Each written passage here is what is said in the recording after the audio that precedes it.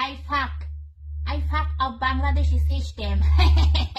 মনেরা গাইসরা এই দুইটা তো জানো, এই দুইটা দিয়ে দেখায় ফাঁকের সিন হয়, দুই আঙ্গুল দুই আবার এই দুইটা কিন্তু দাঁতও মাঝে, বুঝছো?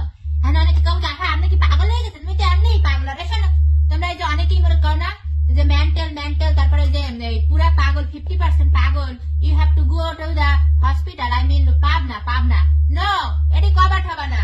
কেউ যদি মনে হাফ পাগল আমি কিন্তু অনেক রাগ হই, মনে কবা ফুল পাগল তাহলে আমি অনেক খুশি হই, বুঝছো? কারণ পৃথিবীতে ফুল পাগলরাই হইলো বেশি সুখে থাকে। মনুরা গাইসরা হনো একটা কথা কই, এই যে এই আঙ্গুল দুটো দেখাইলাম না, এই দুটো দেখাইলাম, শোনো এখানে কথাটা কই। বাংলাদেশের সিস্টেমটা আমি ভাগ করি। বাংলাদেশের কিছু মানুষ আছে সোনার হীরার খাড়ে ঘুমায়, টাহার হার জায়গা পায় না, আর কিছু মানুষ আছে রাস্তায় ঘুমানোর জায়গা পায় না। এই হচ্ছে বাংলাদেশি ফাকিং অফ সিস্টেম, বুঝলো? এই যে এই বেড়কের ছবিটা এখন তোমাকে দেখাইতেছি, ওনার নাম ডিআইজি শিমুল। চাকরি পাবার আগে ভাঙ্গা বাসা ছাড়া কিছুই ছিল না, আজ তিনি কোটি কোটি টাকার মালিক।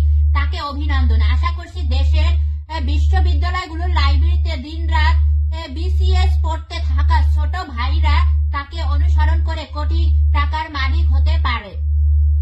শুভকামনা ভবিষ্যৎ শিমুলদের জন্য। মনুরা গাইসরা বাংলা পড়ার যদি একটু ভুল হয় মাফ করিয়া দিও, বুঝাও?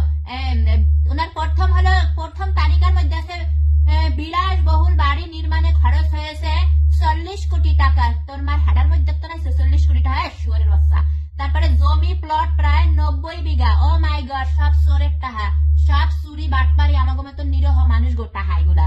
তারপরে তৃতীয় নাম্বারে আছে আত্মীয়দের নামে 100 বিঘা জমি। তাই তোর আত্মীয়রা কয়জন আছে রে?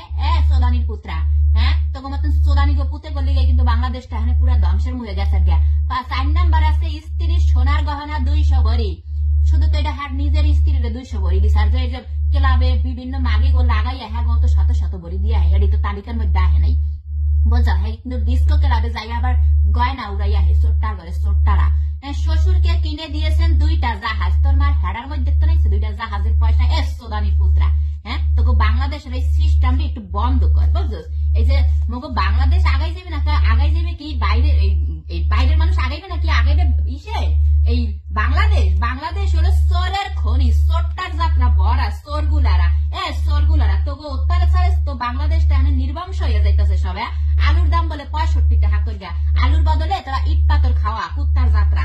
তোগুলিকে তো বাংলাদেশে বসবাস, এই যে খামা খামুর ভাই ব্রাদাররা কয় আফা নিয়ে যান, মোর যদি সামর্থ্য থাকতো, মোর যদি বল থাকতো, আমি সব কলার একটা বুহে হাফটা দিয়ে নিয়ে যেতাম।